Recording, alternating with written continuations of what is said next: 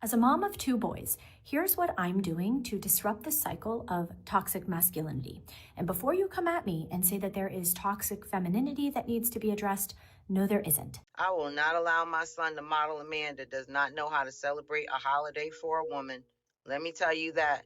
These men that some of us have had children with and don't know how to teach your son how to treat their mother on Mother's Day, how to treat their mothers on their birthdays and things like that. Let me tell you, I'll break that thing all up, and I do.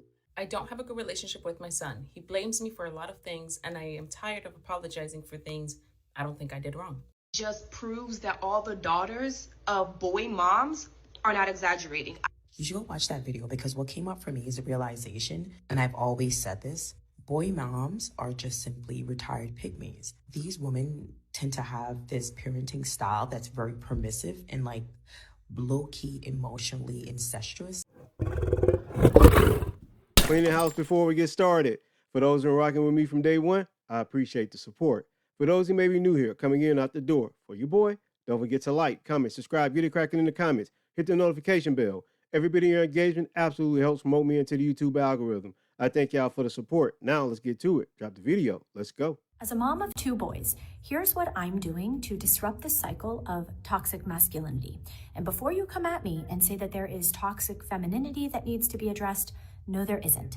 Toxic masculinity is a term researched in the psychology field, and it does not mean that all masculinity is toxic. Toxic masculinity means when boys or men are told they always have to be tough, never cry, and must act in a certain way to be real men, even if it hurts them or others. It's like being trapped in a rule book that says you can't show feelings or ask for help. That's the construct I'm encouraging conscious parents to break.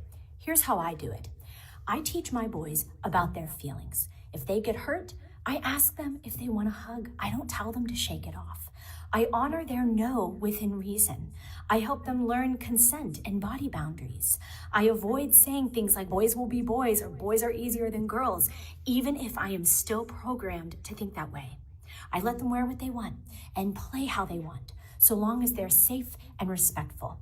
Most importantly, I model self-respect and I have respectful boundaries with my partner because I know these boys are going to learn how to treat women by watching how I treat myself and seeing the way that I'm treated in the home.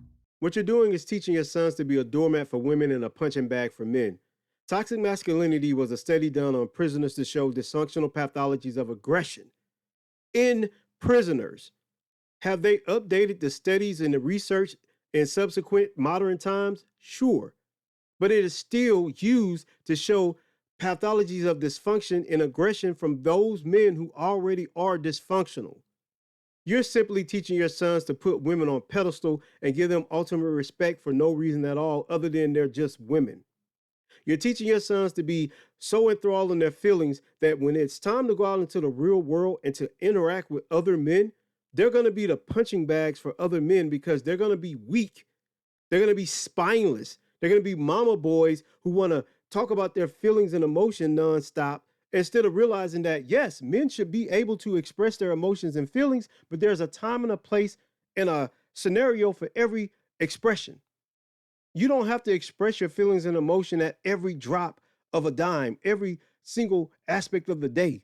Your feelings and emotions have times and places to be expressed, and you're doing nothing more than teaching your sons to be weak. Where's their father? What does their father say about this? You are responsible for the stewardship of making your sons productive members of society, and the only thing you're doing is making them needy, feely, touchy, whiny, bitch-made men who other men are gonna not respect and women are not gonna want to sleep with. I will not allow my son to model a man that does not know how to celebrate a holiday for a woman. Let me tell you that.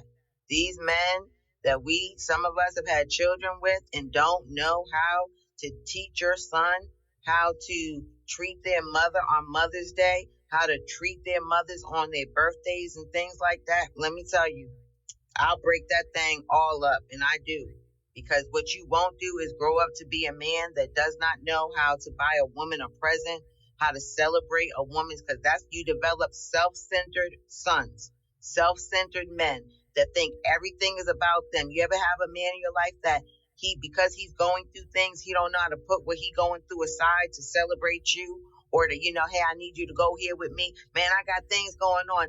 Like, we know how to put what we're going through aside to do what we need to do. These men don't, because at the end of the day, the world revolves around them. So if they having a bad day, everybody else need to have a bad day or bump what everybody else trying to do, So I am not raising that type of son. And let me tell you, mothers, make sure your sons get you something. And it ain't got to be something materialistic. But yeah, you're going to write me a letter. You're going to, you're going to clean something in this house. You're going to think of me, consider me on my birthday, on my Mother's Day, and things like that. We got to train these sons and undo what some of these decisions, some of these role models aren't training our sons to do. Have an awesome day. Ma'am, stop trying to fix the men you find desirable through your sons. It's not your son's fault that you pick men who don't know how to celebrate things for you on holidays. That is nothing to do with your children. That's the men you pick. Y'all have got to stop trying to make your sons the men you want to date. You're doing nothing but a disservice to your sons. Your sons are not the men you pick. Your sons are men who other women are going to pick. And if you're raising your sons to look at women from a perspective of their mother, then they're going to be mama's boys, and most women are not going to find them attractive anyhow. See, here's the problem with a woman like yourself, ma'am. You're trying to fix men who have done a wrong to you, or may have not treated you the way you want to be treated in a relationship. You're trying to fix those men through your sons. Nothing good is going to come from that. I don't see any good coming from raising your boys to put women on pedestals that, for one, they're not earning the respect of women when they do that. And for two, women are going to find them undesirable sexually. Women don't like weak men. And you're simply raising your sons to be weak men that you control because the men you desire, you couldn't control. This is horrible. This is horrible advice. This is a horrible thing to do to your sons. You cannot make your sons into son husbands because the men you actually find desirable are horrible, bad people, self-centered men who don't consider you. You're doing a disservice to your children. You can't fix the men you want through your sons. You're creating your sons to be nothing more than mama's boys who don't know how to get off the teat of their mom when they become grown men. And they're going to be the very men who put their mother over their own women, over their own wives, over their own families. This is what you do when you try to overcorrect behavior in men who you should not be attracted to in the first place through your sons. You're crazy. You're weird. I don't have a good relationship with my son. He blames me for a lot of things, and I am tired of apologizing for things I don't think I did wrong. Thank you for your comment. I'm not there. I have not been in the ins and outs of your relationship with your son, and I'm only taking this tiny little comment and have not heard from your son. So I'm only basing it off of that. And I can understand that feeling like you constantly have to apologize for something can get annoying. But instead of thinking about it as apologizing for something that you think you didn't do wrong, I would encourage you to try to think about it as apologizing for the ways in which you hurt someone that you actually love. Because if we love somebody, we don't want to hurt them. We don't want to cause them pain, whether we're recognizing what we're doing or not, whether we were in a certain stage in our life and now we've grown from that or not. If we love them, we don't want to cause harm to them. And if we see that they're hurting, then we want to make sure that we apologize for that hurt because we don't want to see the ones we love in pain. And maybe that's what's missing from the apology. Maybe it's not feeling sincere enough because of that. I don't know. But at some point, you both are going to have to decide what you would like to do with your relationship as adults. Let me say this. If you're a mother and you have a contentious relationship with your son and your son is trying to fix that relationship, it's your responsibility as the parent to give that child a safe space of sincerity. If your child senses that your actions, your apologies are not sincere, you're not being genuine, and you're not being respectful enough to admit that you made mistakes and try to better yourself to make the relationship with your own child better, then what do you expect the child to do? You cannot come from a position of victimhood when it comes to a dysfunctional relationship between a child and a parent. That child did not ask to be here. That child is not responsible for them having life. You are. And if you did things to your own child that caused them to be dysfunctional, have a dysfunctional outlook or pathology, and they're trying to reconcile that relationship with you, You have to do more of the work as the parent because you're responsible for the dysfunction in the child. That's how it works. I don't understand this. I get it. A lot of women, especially those who are broken and dysfunctional, don't understand what accountability is. But you cannot play victim when it comes to your own children. You have to, at some point, take accountability for your actions. This is something serious here. This is a relationship with your child, not a man. You don't get to play victim when you have victimized your child. You have to take responsibility for that. You have to own your own shit. You can't say, well, I just feel like they don't think that I'm trying to make steps and leaps to make the relationship better. If your child isn't feeling that you're doing what you need to do to make the relationship better, you have to work harder. You're the parent. I'm not going to give any credence to a parents blaming their children for how things are going. If your apology is lackluster, if your apology isn't genuine, work on that. Make it better and try to be genuine and authentic with your apology. That all the daughters of boy moms are not exaggerating. You should go watch that video because what came up for me is a realization, and I've always said this, boy moms are just simply retired Pick-Mes. These women tend to have this parenting style that's very permissive and like low-key emotionally incestuous. They tend to coddle the sons in a very unhealthy way that the sons are not able to really free themselves in adulthood. Maybe you'll hear the term mama's boys, but that is not the same as having a mom that was a boy mom. Because a man can be a mama's boy and the mom doesn't even have to be a boy mom.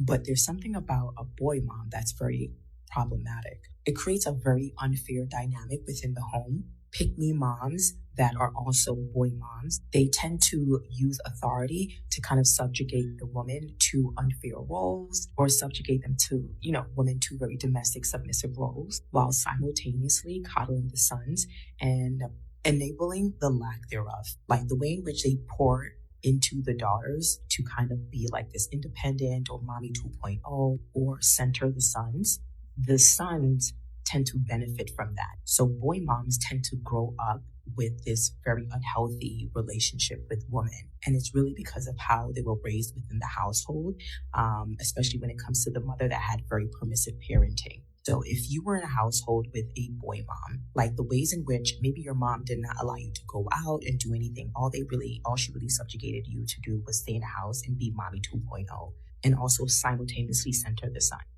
So those same sons will take those behaviors out into the streets and feel like the way in which their mother raised them and allowed certain things and also what they saw their sisters go through. Like they truly believe that is how it's supposed to be. And mind you, we're looking at the women that were under the same household with boy moms. Those women tend to grow up to be hyper independent. They have a lot of trauma from being a parentified child. It's boy moms centering the son so much in a way that makes you question, like, why are you loving this son the way in which you really need to be loving your husband?